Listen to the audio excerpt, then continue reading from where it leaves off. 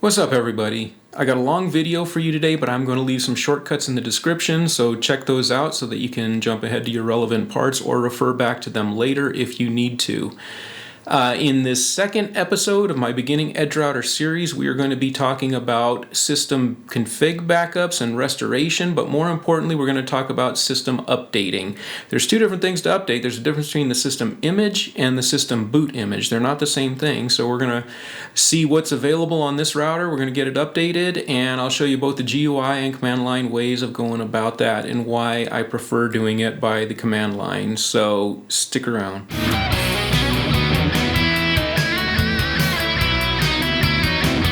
Hey, what's up, everybody? So this is episode 2 of my Beginning EdgeRouter series. Now, just to recap, if you go back to episode 1, what we covered was the absolute basics and how you can access the internet without any configurations to the router. You can pull it out of the box and it's ready to go.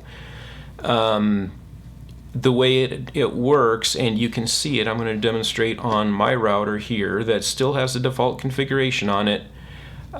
You see that we plugged into port ETH1. You can see it lit up here in the graphic, or you can come down into the list of interfaces and you'll see that this is the default IP address for accessing the router that is set up out of the box. So this is how you usually access it. But as we covered in the first episode, that often means that you'll have to reconfigure to something on that network in order to be able to get to it. So there's an easier way, and that is why we plug into ETH1.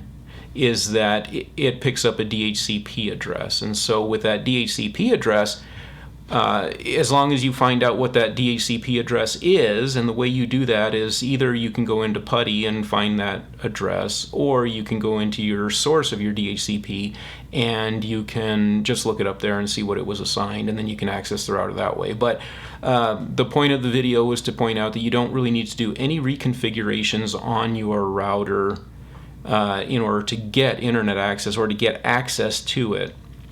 Just plugging into that DHCP port, it picks up all the information it needs in order to get to the internet and get registered on your network. So with that in mind, also, I'm going to be showing you how to update this both graphically and through putty. So I really recommend you do it through putty. The reason I'm going to update it through putty is because I think there's some better information that you can see there. That if there's system notices or something like that, then you will see them pop up. And oftentimes through the graphical interface, you may not get a very realistic view as to if there's any other actions pending or anything like that. So that's what we're going to go into now. And so if you haven't looked that up, look up that video on my channel as far as the USB to serial adapter video that I did. I have a very good USB to serial adapter that if you don't have serial port on your computer to access the console through putty, then I really recommend that you go back and watch that. But it's very vital, I think, for people to be familiar with how to access the router via the console. It's a very useful tool. So anyway, go back and watch that. Catch up on episode 1, and we're going to pick that up from here. So we've plugged the router in, we've got internet access, we know what our default username and password is, so we're all good to go. And now the first step in your journey, usually for most people, is to update the firmware and make sure that you have access to all the latest and greatest goodies within the software to be able to monitor and wizards and things like that. So if you look at the top of your EdgeRouter window by the logo, you'll see which version of the router you're using. In my case, the EdgeRouter Lite is the 3-port version. Okay, and it tells me what revision of the firmware that I am on right here, 1.10.7. Okay, so I'm a little bit out of date. So here's what we're going to do. We're going to go down in order to do the updates.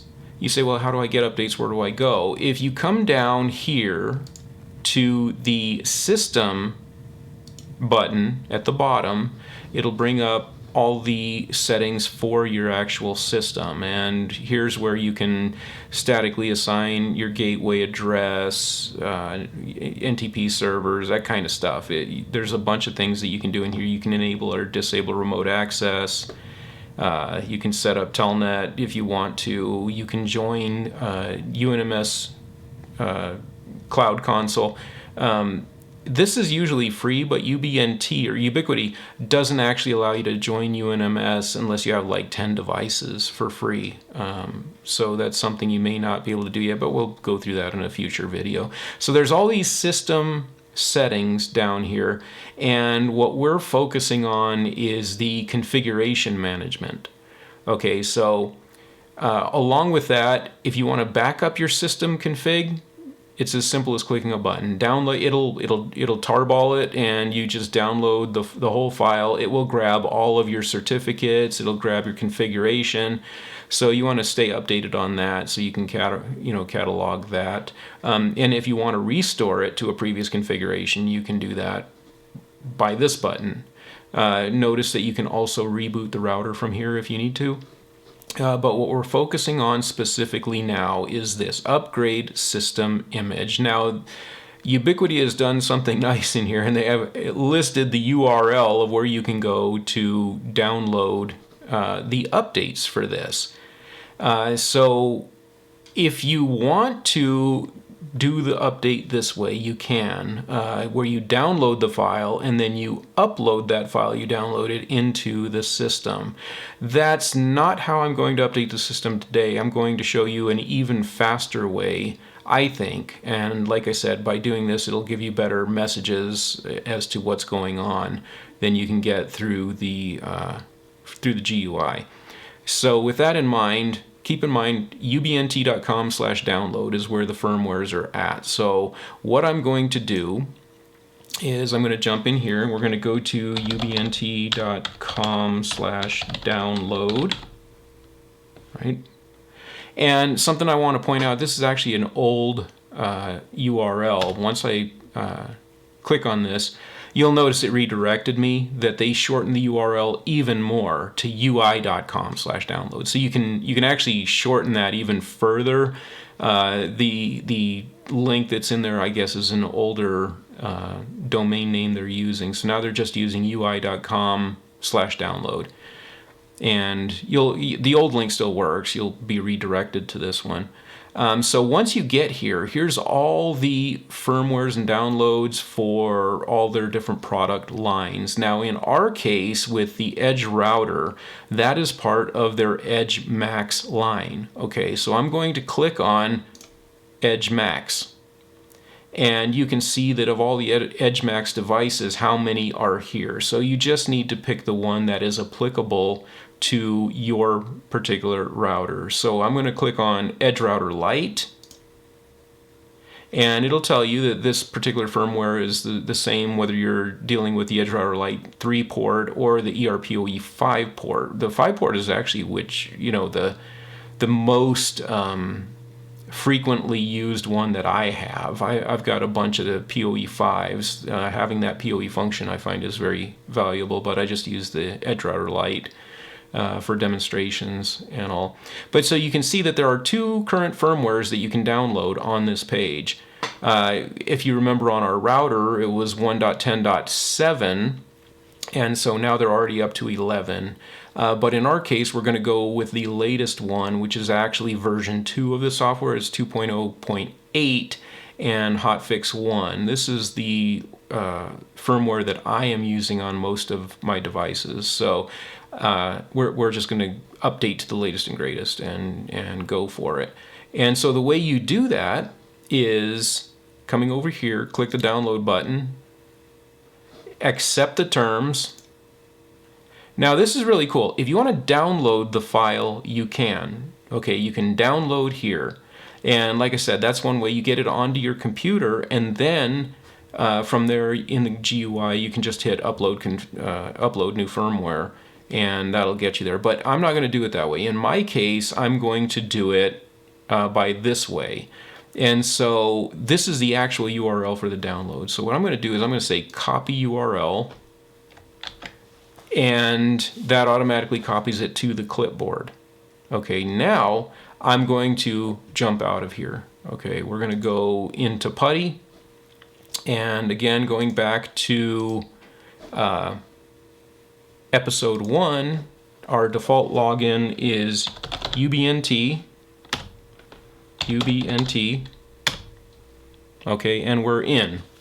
Again, now from the command line, if you don't have access to the browser, or you don't want to go into the GUI that way, you can actually just run from here. When you log in, you can do show version, and this will tell you, again, far more information than you can get through the GUI. You can get not only the version, but the build IDs, all that information. It gives you a little bit more complete information. It'll even tell you the uptime. So doing show version from the command line, that's one of the reasons that I always recommend people learn the command line, because just even with some simple display commands, you can get a lot more through it, by going command line.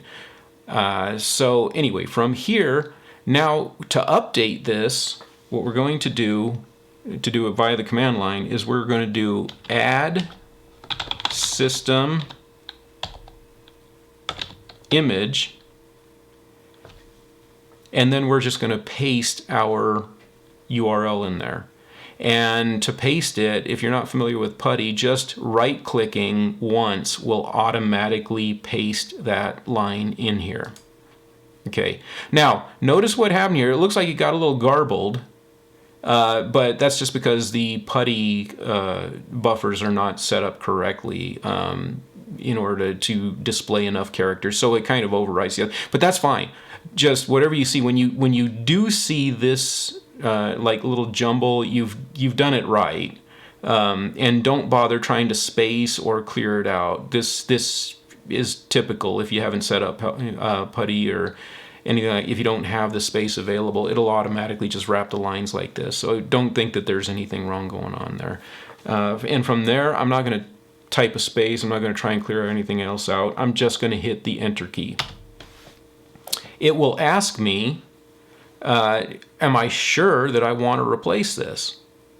And the default is yes. So when you have the options of typing yes or no, if you look at what's in the brackets, that gives you the default option if you just hit enter. So I'm going to say yes. Okay. And you can see it's actually reading the speed that I'm downloading at. It's giving me a progress meter, which I think, again, is much better than the GUI that just kind of tells you it's loading. This tells you exactly how much longer you've got. You can get a lot of information by watching it go this route. Okay, so it downloaded it. It's checking the image. It's preparing it for upgrade. So it knows that it's on that path. Let's just give that a chance to copy.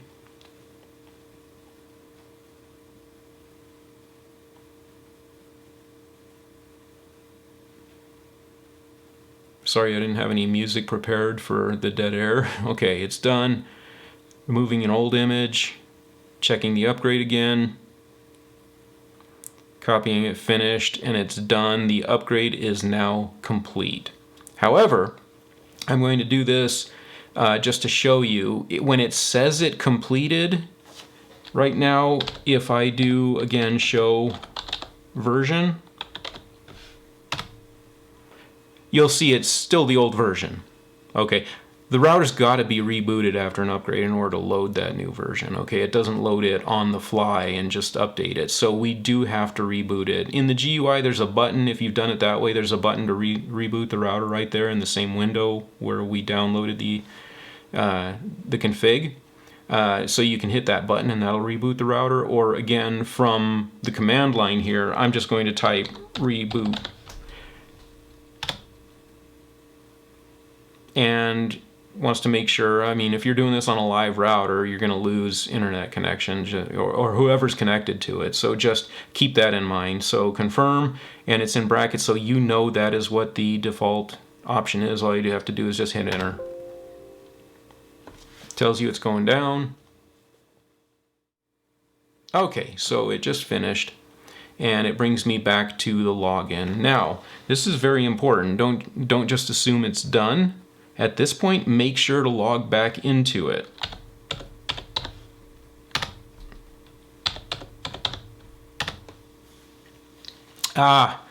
And this is why I say don't just assume it's done. Okay, look at the message that you have. Okay, in particular, look at this part right here. Boot image can be upgraded to version, and then this version of the boot image. And it tells you the command to run, so don't think you're left out in the dark. Add system boot image to upgrade the boot image. Okay, now I have my text automatically set for green. I think by default, if you left this in white, this would actually show up as a big green message amongst the white. So you would see it very clearly if you were using the default color configurations of putty. But in my case, I'm kind of overriding the white text, so you don't really see the green. But normally, this would be a very obvious message to you. You just, but since everything's green, I've got to read this. So again, keep your eyes on this. Okay, make sure when you reboot, log back into it. Don't just assume everything's done. The reason why is because if you make changes and then at some other point do the boot image, they may not actually take. They may get reverted. So that's why I'm going to go ahead now before I do anything else, and I'm going to upgrade the boot image. Now, you often won't see this message. They don't upgrade the boot image as often as they upgrade the firmware, but usually if you're coming from an older version like I was with version 1.10, 1.9, 1.8, something like that, the boot images on these routers have changed. So I am going to go ahead and do that. And again, I don't even need to look up the command. They tell me the command right there to run. So I'm going to do add system boot image. And again, are you sure you want to replace it? And make sure you don't have any power problems along the way, especially during this part. But again, your default option is yes, so just hit enter.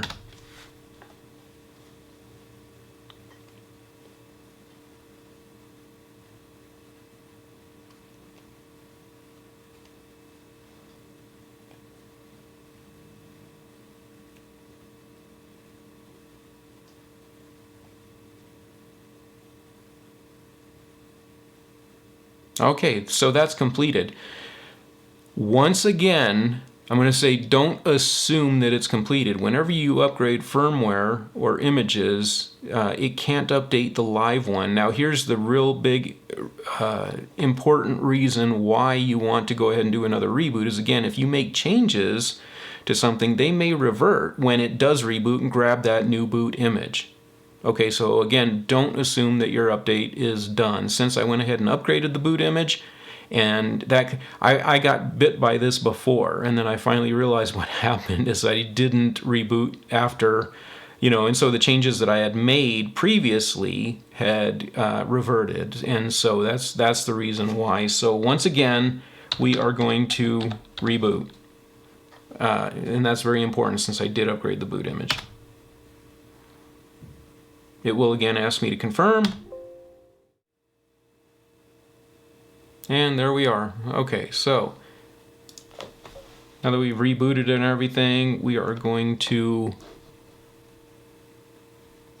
go back here just to show you.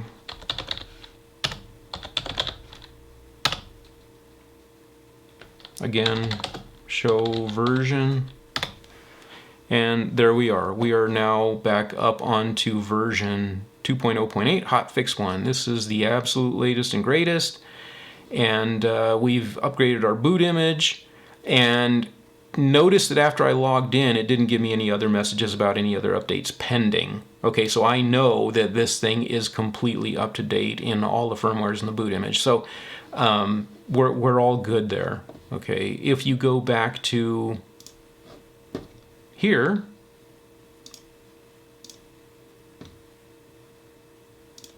sometimes it doesn't kick in. That's all right. We'll just refresh the browser from here.